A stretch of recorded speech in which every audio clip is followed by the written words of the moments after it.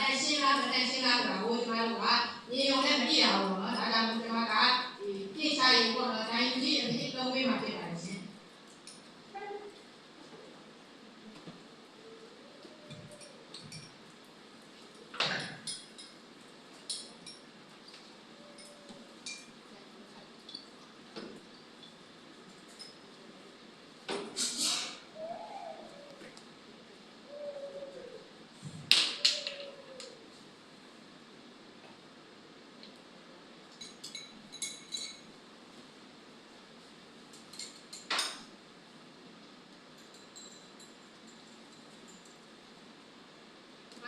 ဒီပါတဲ့ဒီနှစ်ခုရဲ့ဒီလေးကိုနဲ့ရှင်မပြမှာဖြစ်လို့ကိုဒီအင်ချာကိုသုံးပြရသေးတယ်။မှာတော့ခဏမှာအဂရေရှင်းဖို့ခဏနဲ့မှာအဂရေရှင်းဖို့ဒီမှာတော့ဘာတွေကျမ်းမာရေးကောင်းဖို့အတွက်ဒီမှာတော့ဗလက်စီကိုသုံးပြရတာဖြစ်တယ်။ဒါကြောင့်ဒီမှာတော့ဒီအင်ချာရေးနဲ့သုံးပြပေးတာဖြစ်တယ်ပေါ့နော်။ဒီမှာတော့ဒီပေးကမဲ့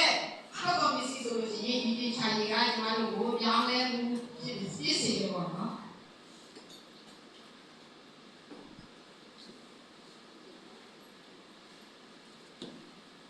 မှာဆိုရင်ကျမတို့ရေဘယ်လိုလုပ်တာနေပါတယ်။ပြန်လာလိုက်ခြင်းမှာဆိုလို့ရှိရင်ကျမတို့ရေဘယ်ပါတယ်။ကျမတို့ပြန်လာလိုက်ခြင်းမှာဆိုလို့ရှိရင်သူ့အရာပဲဒီတိုင်းကြည်ရတယ်။အဲဒါကြောင့်ကျမတို့ပြန်လာလိုက်ခြင်းရတော့ဘာဝနဲ့ထုတ်လုပ်တာဖြစ်လို့ကိုဒီပြန်လာလိုက်ခြင်းကျမတို့ရေဘာနဲ့ထုတ်လုပ်တာလဲအဖို့ပစ္စည်းပါတယ်ဆိုတာကျမတို့ရေသိရအောင်။တကယ်လို့ကျမတို့ပြင်ချိုင်းမှာဆိုလို့ရှိရင်အဖို့ပစ္စည်းပါတယ်ဆိုလို့ရှိရင်ရောင်းလဲမှုရှိတယ်ပေါ့နော်။အဲကျမနဲ့